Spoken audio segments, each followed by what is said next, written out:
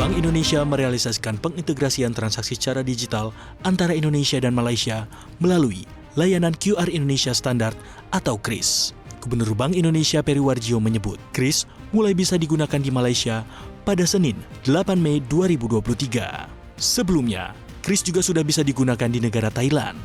Peri menekankan Indonesia juga akan mengintegrasikan layanan transaksi secara digital dengan sistem QR Code tersebut dengan Singapura dan Filipina hingga seluruh negara di kawasan ASEAN. Seperti diketahui, 14 November 2022 lalu, 5 bank sentral di ASEAN sepakat untuk mengintegrasikan pembayaran digital mereka. Bank sentral tersebut yaitu Bank Indonesia, Bank Negara Malaysia, Bangko Sentral Eng Filipina, Monetary Authority of Singapore, dan Bank of Thailand. Kelima bank sentral tersebut sepakat bekerja sama dalam mewujudkan dan mendukung pembayaran yang lebih cepat, murah, transparan, dan inklusif.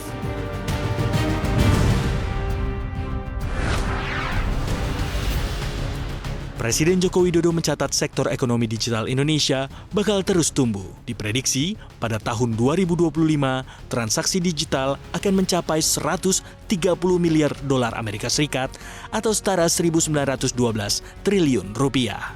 Jokowi mengatakan, kunci untuk sektor ekonomi digital Indonesia tumbuh yaitu inovasi dan kepercayaan. Jokowi merinci salah satu inovasi tersebut yakni dalam penyediaan sistem pembayaran berbasis digital serta keamanan dan perlindungan masyarakat. Jokowi mencontohkan salah satu yang harus diperkuat yakni kartu kredit pemerintah. Hal ini dilakukan untuk mempermudah belanja barang pemerintah pusat dan juga daerah guna meningkatkan efisiensi, transparansi, dan mempermudah pertanggungjawaban belanja pemerintah. Kepala negara juga mengungkapkan bahwa Indonesia berpeluang menjadi pemain utama ekonomi digital. Selain pertumbuhan nilai ekonomi digital, Indonesia juga memiliki jumlah startup terbesar di dunia yang mencapai 2.400 startup dan penetrasi internet mencapai 76,8%. Otoritas Jasa Keuangan dan Satgas Waspada Investasi mengungkap, sampai 30 April 2023 telah menghentikan 15 entitas yang menawarkan investasi tanpa izin dan 115 platform pinjaman online yang tidak resmi atau ilegal.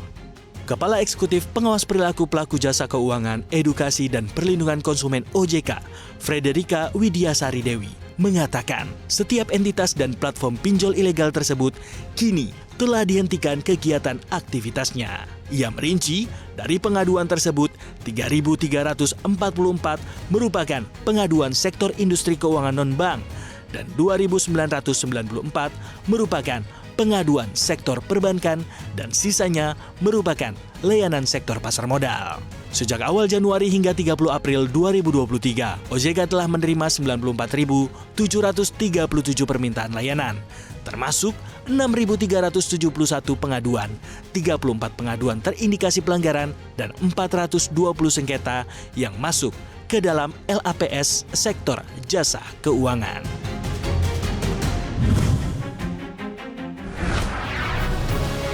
Bank Indonesia mencatat posisi cadangan devisa Indonesia pada akhir April 2023 sebesar 144,2 miliar dolar Amerika Serikat. Posisi ini turun 1 miliar dolar Amerika Serikat jika dibandingkan dengan posisi Maret 2023. Direktur Eksekutif Kepala Departemen Komunikasi Bank Indonesia Erwin Haryono mengungkapkan, penurunan cadangan devisa pada April 2023 salah satunya disebabkan kebutuhan pembayaran utang luar negeri pemerintah.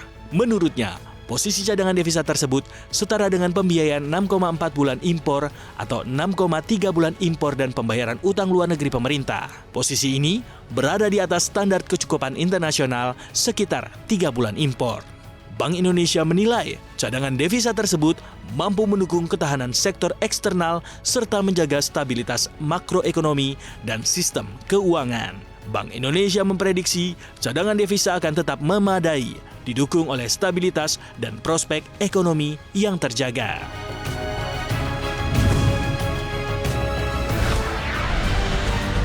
Menteri Keuangan Amerika Serikat Janet Yellen memperingatkan konsekuensi ekonomi yang besar bila parlemen negara itu tak kunjung meningkatkan batas utang. Hal ini terjadi saat negeri Paman Sam terancam gagal bayar lantaran tak bisa menambah utang. Yellen menyebut kegagalan untuk menaikkan platform utang akan menyebabkan penurunan ekonomi yang tajam.